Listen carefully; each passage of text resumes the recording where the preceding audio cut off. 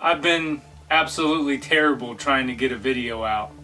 It's been a couple weeks, but I got about a month and a half till I move, and I've been going through inventorying all the games, like PC Engine, which doesn't have an app that I know of anyway, that has all the game titles I can just keep track of.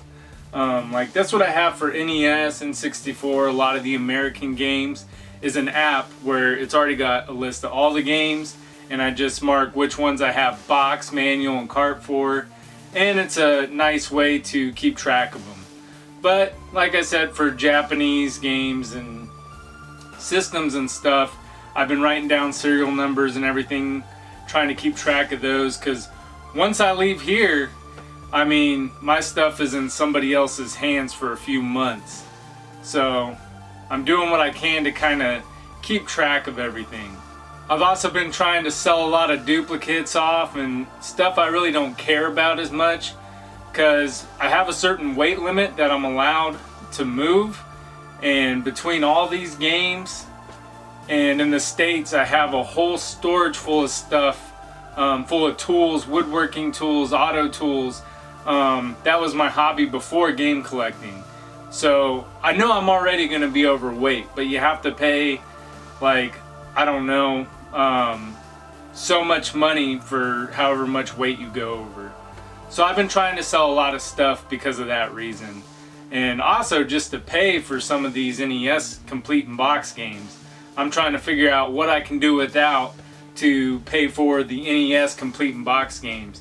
Because, man, when I started this collection, I had the whole loose library including stadium events, but I didn't realize, how many complete in box NES games are just near impossible to find. There's a lot of titles out there. Like one I just got this weekend was Pugsley's Scavenger Hunt. Man, there wasn't even a sold listing for that. That one finally popped up, and I probably overpaid for it. And I don't know, it's a different animal. I did the whole N64 complete in box quest. No box was that hard to find. I could find it, after maybe a few weeks, maybe a month at the most, like Star Shot. I think that took me, 3 or 4 weeks, and that's what I'm used to when thinking about, a hard to find game. There's no sold listings, and I haven't seen one for sale. Color Dinosaur, that was another one that I probably just overpaid for. There's a lot of games like that, a lot of games you wouldn't even expect. Ones I don't even want to mention because I don't want other people looking for them at the same time as me. But that's why it's been a couple weeks since I haven't posted a video, but I finally found some extra time today, and we got a good game, so let's check it out.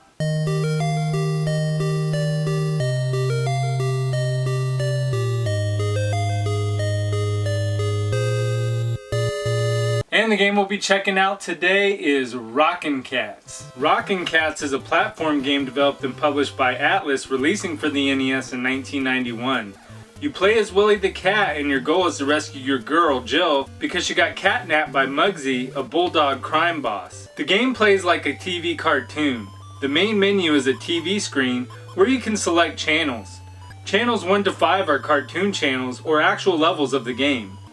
The levels can be played in any order with the exception of the 5th channel, which doesn't air until channels 1 to 4 are beaten. The levels have a variety of enemies and ways to take them out. Willie's main weapon is a punch gun. The weapon can do all kinds of things. You can use it to punch enemies and take them out. You can also grab onto poles and ledges and use it to swing around. This allows you to do spin attacks and get to other platforms. You can also use the punch gun as a pogo to get across spikes or make higher jumps. You can do dash attacks by punching things and flying backwards into enemies, and you can catch falling objects and use them to throw at enemies. The wide variety of ways to use the main weapon makes the game so much fun. Back to the TV screen, you'll find other channels. The S channel is where you can buy upgrades for Willie with money you found throughout the levels. You can buy extra lives, jet sneakers which allow you to make longer and more accurate jumps, bombs which you can throw at enemies, twin balls which release 2 bullets every time you punch, and a hammer punch which deals twice the damage compared to a regular punch. There is also the B channel that is a bonus channel. If there is a way to cheat in this game, this is it. In this channel, you can choose from one of 3 bonus games. Each costs money to play. Pipe Toss is where you can rack up some serious bucks. Once you get the timing down in Pipe Toss, you can play over and over again, gaining large amounts of money. You have 3 pipes worth 10, 30, and 70. You catch falling balls and throw them and try to get them into the pipes. Once you make it into 8 pipes or the time runs out, it's over. It is the most expensive game to play, but it pays itself off. The next bonus game is basketball. Here is where you can master your spin jump. You grab the platform and spin and try to launch yourself into a hoop, earning money or 1-ups. This is the cheapest bonus game to play, but the most difficult and time-wasting bonus game. After you've saved up some money in Pipe Toss, Roulette is the bonus game you want to play. Here you can earn 1-ups, 3-ups, or money. You can really increase your lives here just by playing over and over. I did this before playing Channel 5 and started the level with more than 50 lives. That gave me plenty of room for trial and error.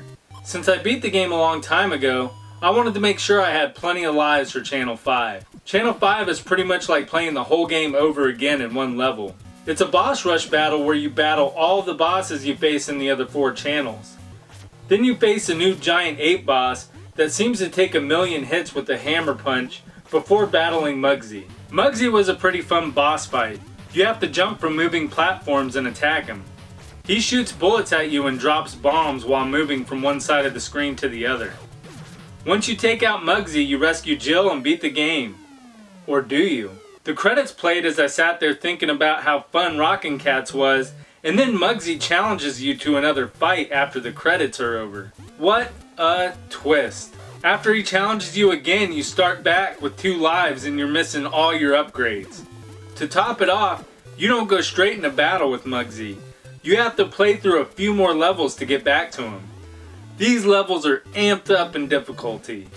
You have to face harder enemies, combination platforming jumps that take multiple tries to get right. The jumps are also set up in such a way where if you make a mistake, you fall a long way down and have to do it all over again. You also have to make very accurate swinging jumps where the next platform is barely in reach, and you'll have to master your pogo jump because one section is nothing but spikes. After you make it through all that, you fight Muggsy again in another boss fight. That's like the same as the first. It hurt to write this review, not because the game was terrible, but my thumbs are sore from the intense gameplay. Thankfully, the game has a password system if you need a break. You'll start off the game where you left off with all your money, but your points will be gone. I typically don't pay any attention to the points in a game anyway. My goal is usually just to beat it. And although the game requires a lot of trial and error and learning patterns of bosses, it's easy to master with unlimited continues. If you get a game over, you have to start the whole channel over. If you lose a life without getting a game over, you start back at the section where you left off within the level. I had a blast playing through Rockin Kats. All the channels have their own unique aspects that make them fun. You'll walk a beat through downtown, fly on a plane, ride on a cart, and explore Western World all in one game. The graphics are bright and well detailed, and the bosses are fun to challenge. The controls can be difficult to master. I found it difficult to latch onto some of the platforms. Things were especially hard in the post-credit levels. One section I lost a lot of lives on was swinging from platform to platform over the water in Channel 5. Timing and aim have to be perfect, and it's easy to miss your mark. Sometimes your aim can be perfect, but you just don't latch onto the platform that you're trying to grab. The music is great and upbeat. The music is different in each channel and matches the level perfectly. If you're a fan of platform games, I recommend giving Rockin Kats a try. It's on the more uncommon side, and a US copy loose will cost you around $80 to $100 in today's market. This complete in box copy cost me closer to $300. The game also released in Japan as NY Yankees and can be found for around $50 if you have a Famicom. For me, the money was well worth it for this underrated NES gem. And Rockin Kats is game number 47 for the NES Complete in Box Quest. Let's get this game on the shelf.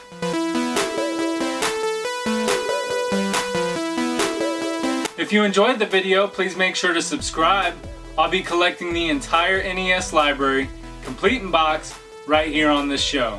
Also, make sure to leave a thumbs up for Rockin Kats. Until next time, I'm Wayne, and thanks for watching.